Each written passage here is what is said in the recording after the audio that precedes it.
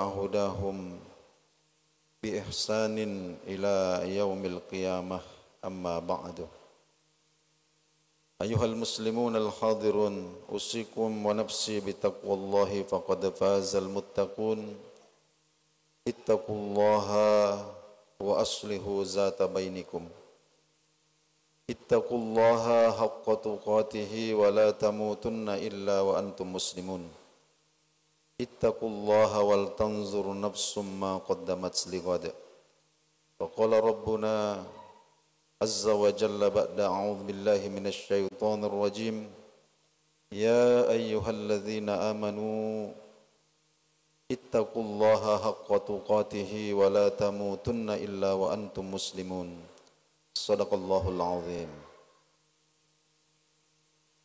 Ma'asyiral muslimin, Majlis Jum'ah rahimakumullah. Di dalam Sahih Muslim disebutkan sebuah hadis yang insyaallah akan kita jadikan tema khutbah pada kesempatan ini. Adapun hadis itu secara ringkas menyebutkan bahwa pernah malaikat Jibril alaihissalam berjanji kepada Rasulullah sallallahu alaihi wasallam untuk mendatangi beliau pada waktu yang telah ditentukan. Ketika waktu yang telah ditentukan ini tiba, ternyata malaikat Jibril tidak datang menemui Rasulullah. Rasulullah menunggu, Jibril tidak kunjung tiba. Ketika itu di tangan Rasulullah sallallahu alaihi wasallam ada sebuah tongkat kayu. Maka Rasulullah membuang tongkat itu, lalu kemudian beliau mengatakan, ma yukhlifullahu wa'dahu wala rusuluh. Allah sekali-kali tidak akan mengingkari janjinya, dan Rasulnya pun demikian. Kemudian beliau masuk ke dalam rumah. Di dalam rumah ini kemudian beliau melihat di bawah kolong tempat tidur beliau itu ada seekor anak anjing. Ada seekor anak anjing. Sehingga beliau bertanya kepada istrinya, wahai Aisyah, sejak kapan anak anjing ini ada di bawah kolong tempat tidur? Aisyah kemudian mengatakan, ma daraitu ya Rasulullah, saya juga tidak tahu wahai Rasulullah.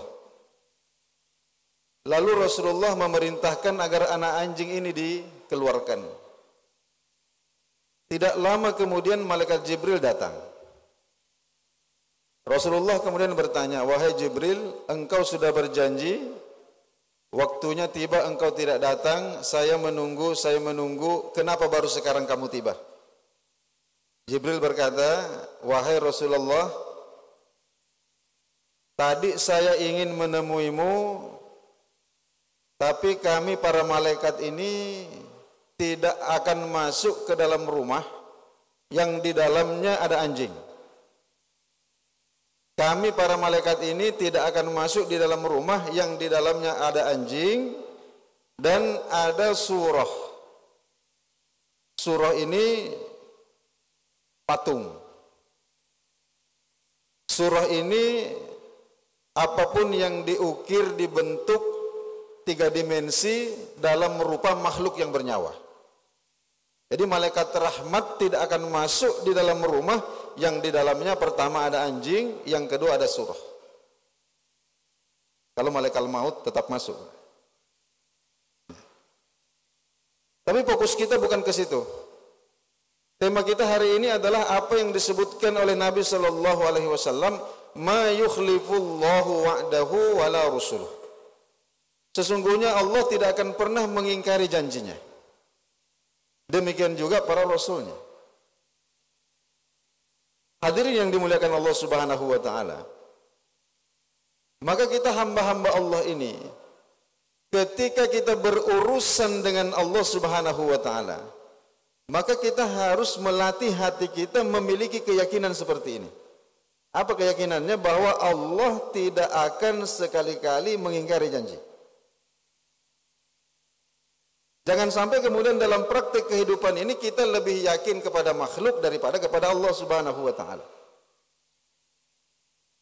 Kalau pejabat yang janji kita, kita percaya sekali. Kalau orang kaya yang janji kita, kita yakin sekali. Tapi ketika kita mendengarkan janji-janji Allah Subhanahu wa taala masuk dalam pikiran kita pun tidak. Hati-hati kita. Nabi kita sabdakan, ma yukhlifullahu wa'dah, sekali-kali Allah tidak akan mengingkari janji. Oleh karena itu saudaraku yang mulia, berinteraksi dengan Allah Subhanahu wa taala dalam urusan apapun, maka latihlah keyakinan kita bahwa Allah tidak akan pernah mengingkari janji. Kita berikan contoh dalam praktek. Ketika Allah Subhanahu wa taala berjanji, la in syakartum la azidannakum. Kalau kalian tunaikan syukur itu, kalau kalian tunaikan syukur atas nikmat-nikmatku, pasti akan aku tambah. Ini janji Allah dan ini janji yang bersyarat. Awalnya dari kita dan Allah yang akan menyelesaikan. Awalnya dari kita, syukuri nikmat itu, sempurnakan syukurmu terhadap nikmat Allah. Syukur itu hadirin yang dimuliakan, rukunnya ada 3. Kalau rukun ini tidak terpenuhi, maka tidak sempurna syukur seorang hamba. Rukun yang pertama adalah lisan kita mengucapkan alhamdulillah, minimal gitu. Lisan kita mengucapkan alhamdulillah. Rukun yang kedua adalah hati kita ini dilatih untuk mengakui bahwa semua nikmat yang datang kepada kita itu semata-mata karena kemurahan, anugerah Allah Subhanahu wa taala. Jadi jangan sekali-sekali di dalam hati kita ketika mendapatkan nikmat lalu kemudian muncul ananiyah, muncul keakuannya. Ini karena saya pintar. Ini karena rencana saya bagus. Ini karena strategi saya mantap. Ini karena yang dinisbatkan kepada makhluk itu harus kita hilangkan. Jadi kita ini sama sekali tidak memiliki jasa kepada Allah dan Allah sama sekali tidak membutuhkan kita. Sehingga ketika nikmat itu datang, maka tanamkan, latih hati kita untuk berkesadaran bahwa semua nikmat ini bukan karena saya penting, bukan karena saya hebat, bukan karena saya berjasa, tapi semata-mata karena Allah kasihan sama saya. Itu yang kedua. Kemudian rukun yang ketiga, dan ini yang paling sering dilupakan adalah jangan sampai kita menggunakan nikmat itu untuk sesuatu yang tidak disenangi oleh yang memberi nikmat. Sekali lagi ini, saudara sekalian saya ulangi. Jangan sekali-kali menggunakan nikmat itu kemudian secara sengaja kemudian kita gunakan nikmat itu untuk sesuatu yang tidak disenangi oleh yang memberikan nikmat. Itulah bentuk kufur nikmat yang paling besar. Ketika nikmat-nikmat Allah justru kita gunakan untuk mendurhakai yang memberikan nikmat. Ini 3 rukun nikmat ini. Ini 3 rukun syukur hadirin. Kalau kita tunaikan 3 ini, la in syakartum, jika kalian benar-benar bersyukur, la azidannakum, pasti akan aku tambah. Ini janji Allah dan Allah tidak akan pernah mengingkari janjinya. Contoh yang kedua, ketika Allah Subhanahu wa taala berjanji, fadhkuruni adzkurkum, ingatlah aku di dalam hatimu, maka aku akan ingat engkau di dalam diriku, kata Allah. Fadhkuruni adzkurkum. Ini sekali lagi janji yang bersyarat. Awalnya dari kita, kemudian Allah yang akan mengakhiri. Jadi ketika kita mengingat Allah di dalam hati kita, maka Allah Subhanahu wa taala akan mengingat kita pada zatnya. Ketika kita mengingat Allah di saat senang, maka Allah tidak akan pernah melupakan kita di saat susah. Ketika kita mengingat Allah di tengah keramaian, maka Allah Subhanahu wa taala tidak akan melupakan kita dikala kita sendirian. Ini janji Allah Subhanahu wa taala. Dan hadirin yang dimuliakan Allah Subhanahu wa taala, meskipun sebahagian besar zikir itu adalah dengan lisan dan dengan hati, tapi jangan lupa bahwa zikir yang paling agung kepada Allah Subhanahu wa taala itu adalah zikir dengan sikap kita. Apa yang dimaksud dengan zikir dengan sikap kita? Ketika saudara disodorkan sesuatu yang haram, kemudian saudara mengingat Allah, lalu saudara berhenti di situ. Maaf, saya tidak bisa. Itu adalah zikir yang paling agung. Percuma zikir lisan menyebut, basah lisan kita kemudian Allah, Allah, Allah, Allah, Allah. Lalu kemudian ketika disodorkan yang haram, lalu kemudian runtuh prinsip kita, lupa kita kepada Allah Subhanahu wa taala. Jadi zikir yang paling agung itu adalah sikap kita di dalam menjaga apa-apa yang Allah Subhanahu wa taala haramkan. Maka ketika kita seperti itu, maka yakinlah saudaraku sekalian bahwa Allah Subhanahu wa taala tidak akan pernah melupakan kita dalam keadaan apapun. Kemudian yang terakhir ingin saya sampaikan, ketika Allah Subhanahu wa taala berjanji, "Wa ma kana Allahu mu'azzibahum wa hum yastaghfirun." Bahwa Allah Subhanahu wa taala sekali-kali tidak akan mengazab seseorang selagi mereka itu beristighfar memohon ampun kepada Allah Subhanahu wa taala. Jadi istighfar ini hadirin yang mulia, ini adalah rumah aman. Sebesar apapun dosa yang Anda lakukan, sekelam apapun gelapnya kesalahan yang Anda terjerumus di dalamnya, ketika Anda dengan rendah hati, penuh dengan kerendahan mengetuk pintu istighfar ini dan masuk ke dalamnya, maka Allah menjamin satu hal, Allah tidak akan pernah mengazab Anda. Ini janji Allah Subhanahu wa taala. Jadi hadirin yang dimuliakan, inilah yang hendaknya kita latih di dalam kehidupan ini.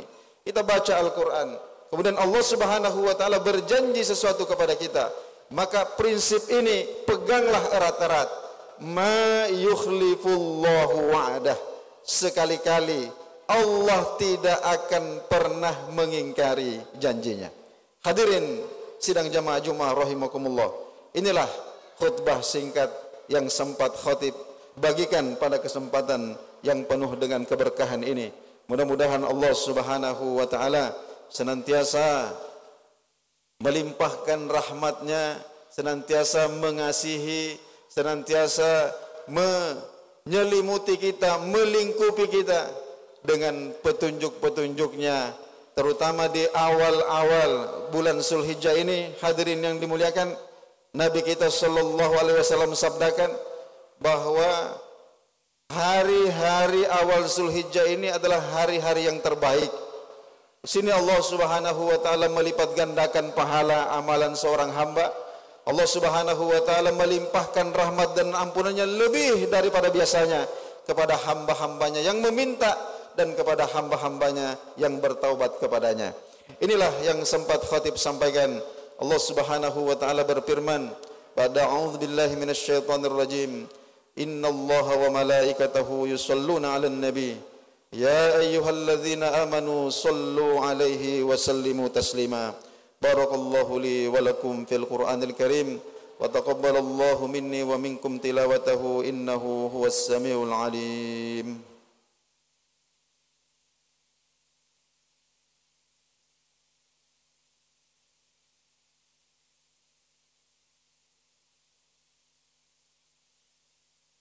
Alhamdulillahilladzi nahmaduhu wa nasta'inuhu wa nastaghfiruhu wa na'udzu bihi min shururi anfusina wa sayyiati a'malina. Ashhadu an la ilaha illallah wahdahu la syarika lah wa ashhadu anna Muhammadan abduhu wa rasuluh. Allahumma salli wa sallim wa barik ala habibina wa maulana Muhammadin khatamin nabiyyin wa imamil mursalin. Salli wa sallim wa barik alaihi wa alihi wa sahbihi ajma'in. Amma ba'du. Ayuhal muslimun al-hadirun, usikum wa nafsi bitaqwallahi faqad fazal muttaqun. Qad qala rabbuna jalla wa ala ba'da a'udzu billahi minasy syaithanir rajim. Wa ma kana Allahu mu'adzibahum wa hum yastaghfirun. Allahumma rabbana inna zalamna anfusana wa illam taghfir lana wa tarhamna lanakunanna minal khasirin. Allahumma ansuril Islam wal muslimin. Allahumma ansuril Islam wal muslimin. اللهم انصر الإسلام والمسلمين اللهم أعز كلمتك اللهم أعز كلمتك اللهم أعز كلمتك اللهم ربنا إنا نسألك العفو والعافية والسلامة في ديننا ودنيانا وآخرتنا واغفر لنا ذنوبنا ولوالدينا وللمؤمنين والمؤمنات الأحياء منهم والأموات آبائنا وأمهاتنا وجداتنا وأجدادنا وذرياتنا وأولادنا ومشايخنا وتلاميذتنا اللهم ربنا أرنا الحق حقا وارزقنا اتباعه وأرنا الباطل باطلا وارزقنا اجتنابه وآتنا في الدنيا حسنة وفي الآخرة حسنة وقنا عذاب النار آمين يا رب العالمين. أقول قولي هذا وأستغفر الله لي ولكم. أقم الصلاة.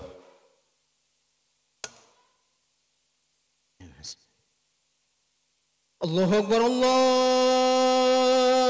أكبر أشهد أن لا إله إلا الله أشهد أن محمدا رسول الله